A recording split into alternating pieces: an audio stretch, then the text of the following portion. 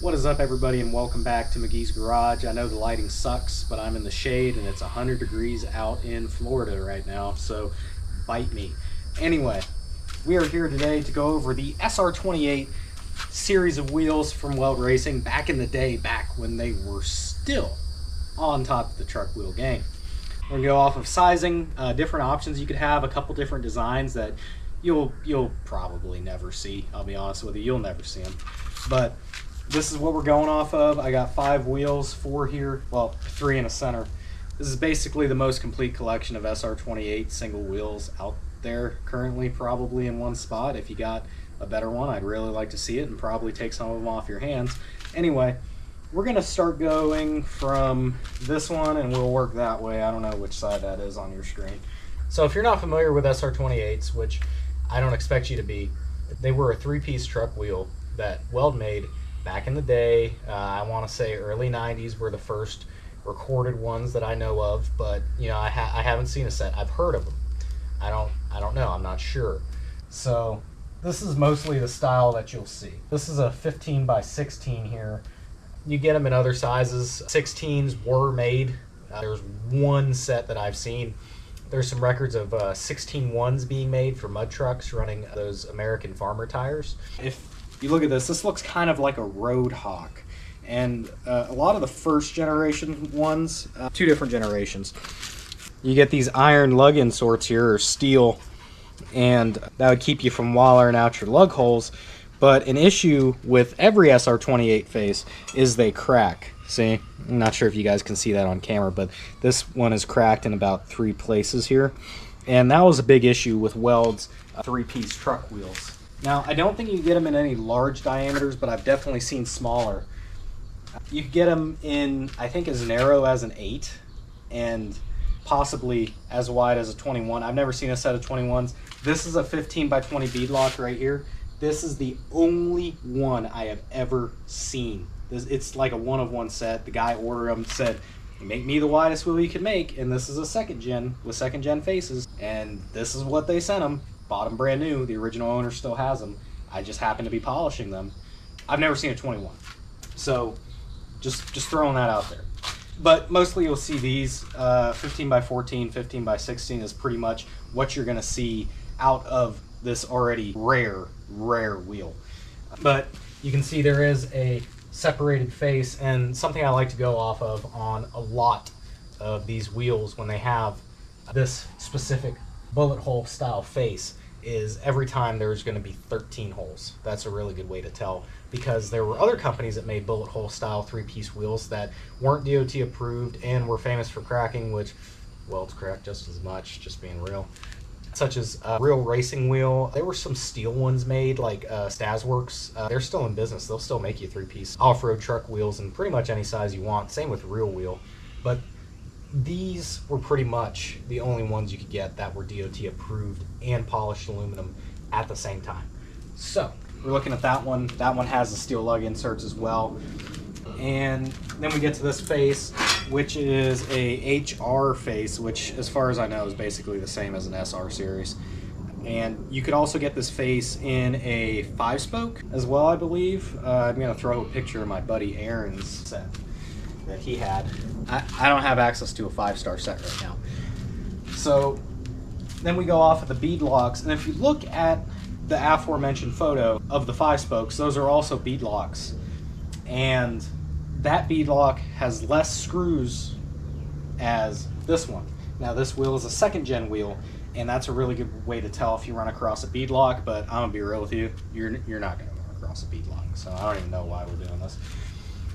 But I think this one had like 18 or 20, and the previous one only had like 12 or something.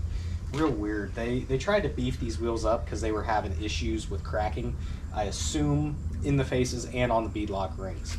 Another thing you can tell is these 15 by 20s, they have a big, it looks like a wakeboard went through them.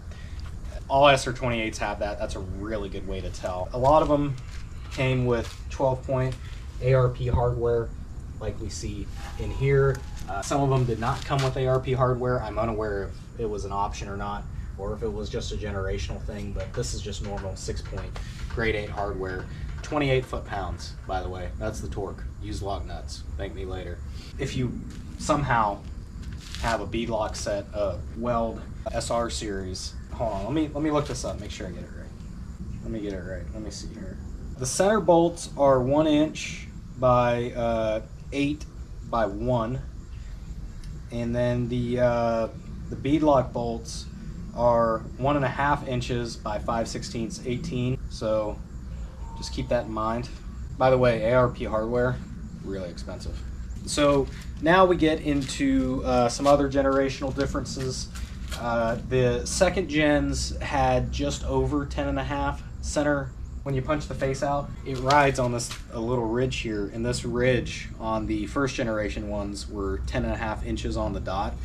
The other ones, the second gen ones, I believe, are 20 thou over that. So now I'm going to show you how to make a set of SR28s that don't crack, or at least shouldn't. So this here is the Roxor, and these are 15 by 16 SR28 barrels, right? And as you can see, this face is a real wheel face.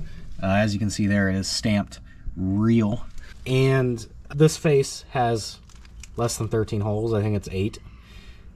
Those real wheel faces are known for not cracking like the SR faces, but the real barrels, those are known for cracking, especially over street use, which is why if you call up Real, you want a set of these, don't tell them you're using it for the street. Say you're into truck pulling or something. I don't care. You know, it's not my company. The Weld barrels are strong. The Weld faces are weak. The real faces are strong. The real barrels are weak. So what you do is, if you have a first gen set, which is what happened here, you're going to want to take 20 thousandths off of the real wheel faces that you can get. And if you have a second gen set of SR28s, you are going to want to not take anything off of it and just pop them in there. A little bit of resistance is normal for them. You're just going to kind of have to take like a block of wood, and I just kind of mallet them in there. It's no big deal. I really didn't think it was anyway. So with these wheels being so customizable, you basically have a mixed bag of what you're going to find if you eventually find them, and that's a big if. Some of the back spacing can be wildly different. You could get any back spacing you wanted, essentially, any bolt pattern you wanted, any width you wanted. So if you're going to buy them, try and buy them as a set and check back spacing before you give the guy your money. Because, you know, you never know. You could polish them up, put them on the truck, you know, then you realize one wheel sticks out 2 inches and the other one sucked in 2 inches, and you already got boggers on them. And that brings me to tire choice. So basically, I'm gonna be real, you're screwed on tire choice. You can go Interco, or you can go Interco, or if you're, you know, on a budget, you can go Interco. That's pretty much all, because there's nobody making tires, DOT tires, other than Interco for a wide 15-inch wheel. If you get like a 15 by 8 set of SR28s or 15 by 10, you're good. Go buy like Goodyear Wranglers or something. I don't know. Depends what you're doing. But as it stands right now, if you're dealing with a 15 by 20, you're screwed. Back in the day, guys were running Mickey Thompson Baja belteds. I heard something about them coming back, but I wouldn't hold your breath. It's kind of like that 17-inch Toyo that was coming out, I think, and it was like for 17 by 14 wheels, but that was a couple years ago at SEMA, and they never actually put that tire into production. So there's that, which Weld did make those, and as soon as I get a set, we're going to be doing a video on that. But until then, you know, if you find a set of old 33 by 1550 MTZs, which is what we have on the Roxor over here, that's the ticket, in my opinion, because boggers and swampers, they kind of ride crappy, and their quality isn't as good as it once was. It's not really daily driver highway truck stuff. You know, I wouldn't haul on a set of 8 on 6.5 dunes, because those are always cracked. 8 on 170 dunes don't crack, funny enough, mostly because it has slightly more lug pad. But let's get back to the SR28 stuff. These things crack. I don't care what anybody tells you. Weld wheels crack all the time. I'm not paid by anybody. The only affiliate I have is a freaking nicotine pouch called Alp, 10% off in my description. Shameless plug. If you want a set and you're just kind of going to be doing parades and going to car shows and stuff, and you're not really driving it or hauling on it, I would go with rear wheel, because they're really not that expensive when you price out a set of forces. And all the SR28 stuff, guys want their weight in gold for them, because, like, I'm gonna be real, this stuff is super freaking light. It's ridiculous. But rear wheels basically weigh the same. And you know, I'm not a lawyer, but I've never seen anybody get stopped for non-DOT wheels unless you're in like California or something. And my legal advice on that would be to move out of California. That's pretty much what you need to know on the Weld SR28. Quick video for you guys. Figured I'd be informative. Hopefully you learned something. If you'd like to learn more about wheels, I do have a Facebook group. I'll link down in the description. It's called Weld Wheels Trader /info. Good group. My buddy Chris Ram also has a group. I'll link that one down as well. But yeah, guys, that's basically the long and short of it. If you enjoyed this video, if you learned something, leave a like, share, and subscribe.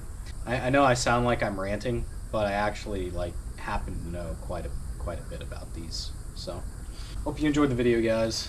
Until next time, McGee's Garage out.